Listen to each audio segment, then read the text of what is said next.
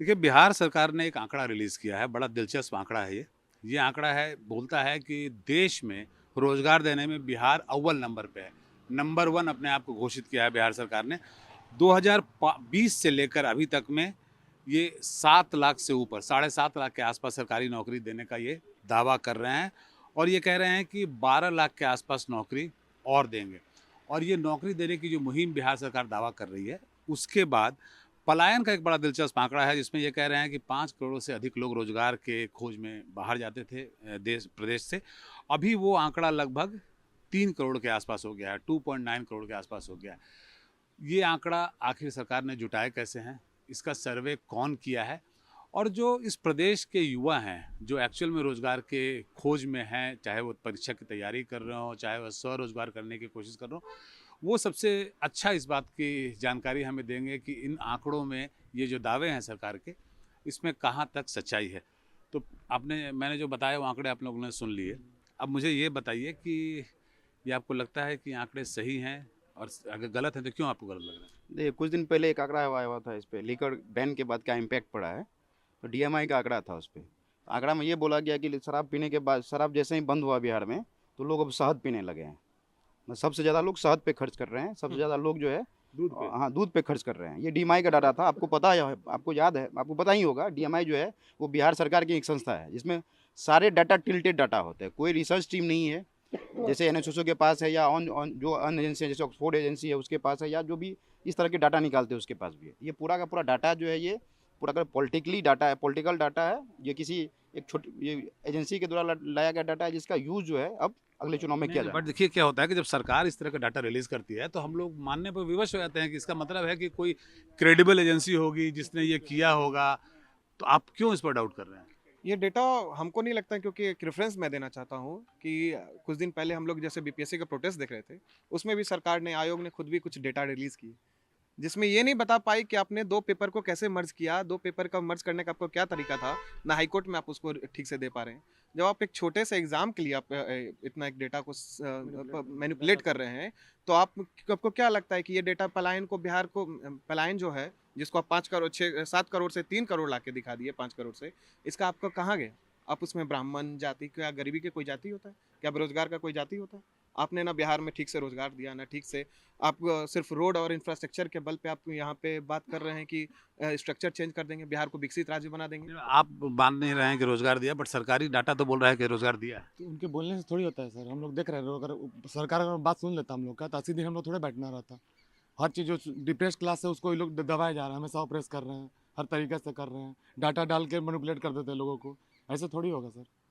पर आप बोल रहे हैं कि दबाया जा रहा है, आपके मित्र बोल रहे हैं दबाया जा रहा है। आप मानते हैं कि दबाया जा रहा है? नहीं, नहीं, वो तो बात सही बोल रहे हैं। और दूसरी बात जो मैं कहूँगा कि जो डेटा वाली बात पे है, तो आपको अगर ये देखना है कि पलायन कितना हो रहा है, तो आप मुज़फ्फरपुर जाइए, बरौनी जाइए, रेलवे स्टेशन की बात कर रहा हूँ, और वहाँ हर दिन ट्रेन खुलती है सर। तो मैं तो कहता हूँ एनडीटीवी से कि एक बार कवर कीजिए, और वो ट्रेन खचाखच भर के जाती है।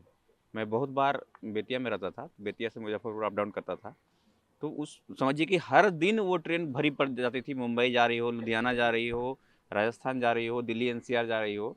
तो आपको अगर रियल डेटा जानना है तो वहीं से नहीं, पता आप चल इसको जाएगा। रियल क्यों नहीं मान रहे हैं? रियल इसलिए नहीं मान रहे हैं क्योंकि जो वास्तविकता है वो मैं तो अलग है। सरकारी है इसलिए रियल मानूंगा। हाँ, वो इसलिए बोल रहा हूँ क्योंकि अपॉर्चुनिटी उतने क्रिएट ही नहीं हुई सर बिहार में। डेटा जो पॉपुलेशन जैसे बढ़ रही है, उस हिसाब से अपॉर्चुनिटी क्रिएट नहीं हुई है, तो लोग बाहर जाएंगे ही, पलायन करेंगे ही। जो यहाँ पे जैसे पीएम का एक बहुत बड़ा पार्क लगने वाला था टेक्सटाइल का, उसकी अनाउंसमेंट बहुत पहले हो गई। अगर वो लग जाता तो कहीं अभी जो मित्र वाला पार्क तो मिला ही नहीं बिहार को। तो गिरिराज सिंह से उनसे भी सवाल पूछा गया था कि क्यों नहीं मिला, जबकि बिहार के ही आप हैं। हाँ, बिहार के ही मंत्री थे, उस पर सोशल मीडिया पे बहुत ट्रोल किया गया उनको। देखिए, मैं कोसी से आता हूँ, एक अपना ऑब्जर्वेशन में बता रहा हूँ। आप जब से जैसे कोसी अभी एंट्री मारेंगे, अभी धान कटने का समय है पंजाब में, लगभग 200-300 बसें मिलेंगी आपको। और आप देखेंगे कि जो पूरा का पूरा लगभग जो है सहरसा जंक्शन से सबसे ज़्यादा रेवेन्यू क्रिएट करता है सहरसा अभी, इंडियन रेलवे का। और कम से कम रोज़ 15 से 20 हज़ार लोग जो है जानवर के भांति जो ट्रेन में लद के पंजाब जाते हैं, हरियाणा जाते हैं, दिल्ली जाते हैं, वहाँ से निकलते हैं लोग। तो आपको आप लोग को भी पता होगा कि एक इंटेंसिव इमिग्रेशन का सबसे बड़ा क्लस्टर वही है। और मेरा मानना है, या बहुत सारे सरकारी आंकड़ा है इसका, एटलीस्ट उस एरिया से लगभग जो है 50-60 लाख का प्लान वहीं से होता है। जो डेटा दिखा रही है सरकार, ये पूरी तरीके से मैनिपुलेटेड डेटा है। ये चुनावी साल है, चुनावी साल में दिखाना चाहती है कि बिहार से पलायन कम हुआ है, लेकिन रियलिटी ये है कि बिहार से पलायन और ज़्यादा बढ़ा है। कम से कम 4 से 5 करोड़ की संख्या में युवा पलायन करते हैं अपने रोजगार के लिए। और ये जो सरकार कह रही है कि सरकारी नौकरी से पलायन कम हुआ है, कितने सरकारी नौकरी दी है सरकार? टीचर में कितनी वैकेंसी हुई है? 1 लाख, 2 लाख, 3 लाख, 3 ही लाख रोजगार के लिए पलायन करते हैं यहाँ के युवा। तो ये सरकार पूरी तरीके से चुनावी फायदा उठाने के लिए यही रोजगार के नाम पे, इसी रोजगार के नाम पे, इसी रोजगार के नाम पे जो बीपीएससी वाले स्टूडेंट हैं वो 80 दिन से बैठे हुए हैं धरना पे।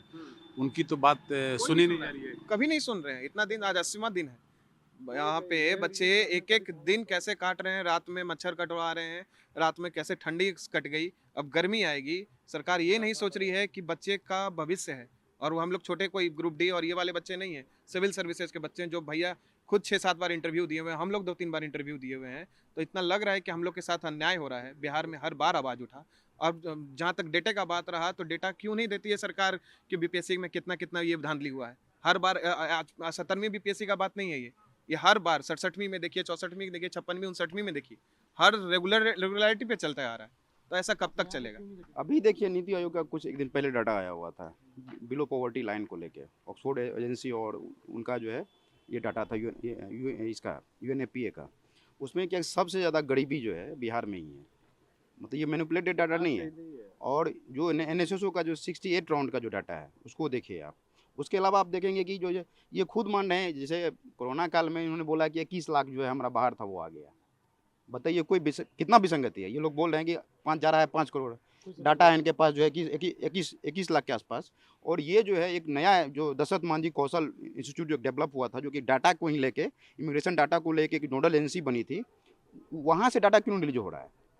रिपोर्ट का रिलीज नहीं हो रही है, मतलब कुछ हो ही नहीं रहा है। जहाँ मन तहाँ से डाटा उठा लिया, बात कर दी। और डीमाई जो है, डीमाई क्या है?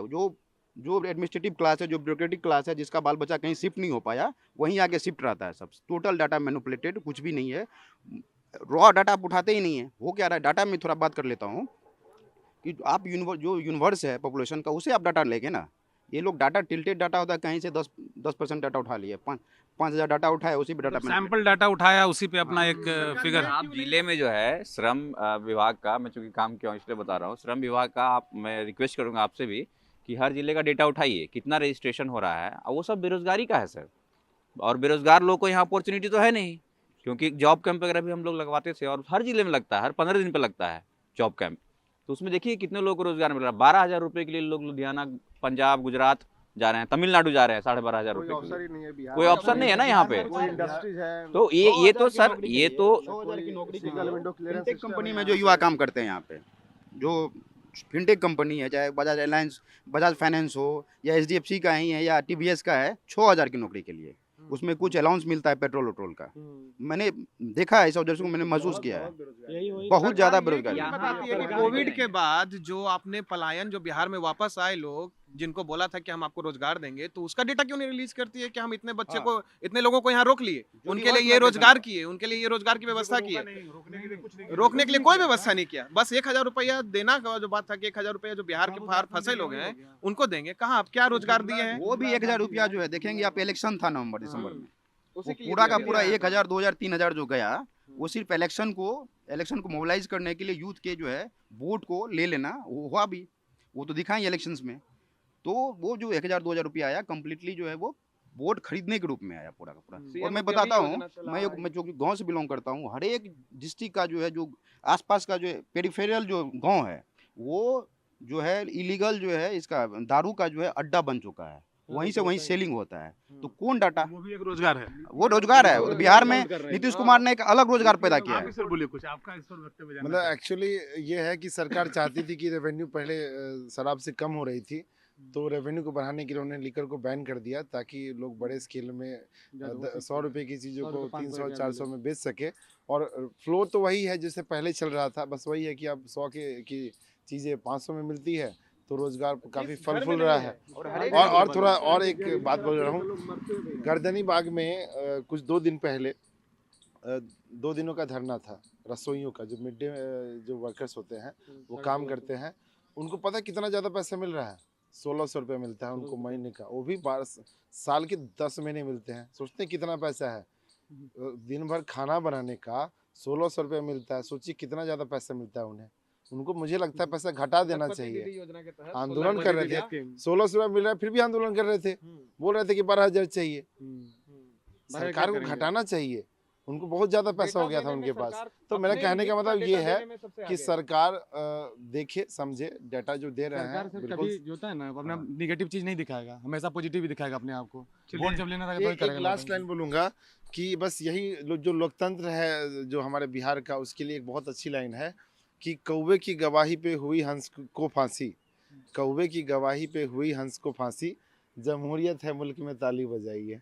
क्या बात है, जमहूरियत है मुल्क में ताली बजाइए।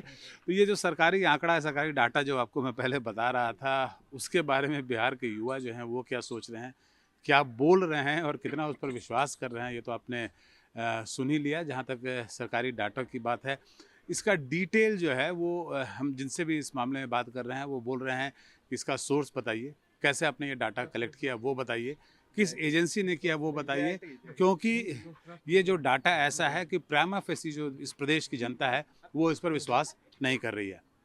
पटना से प्रभाकर कुमार, NDTV।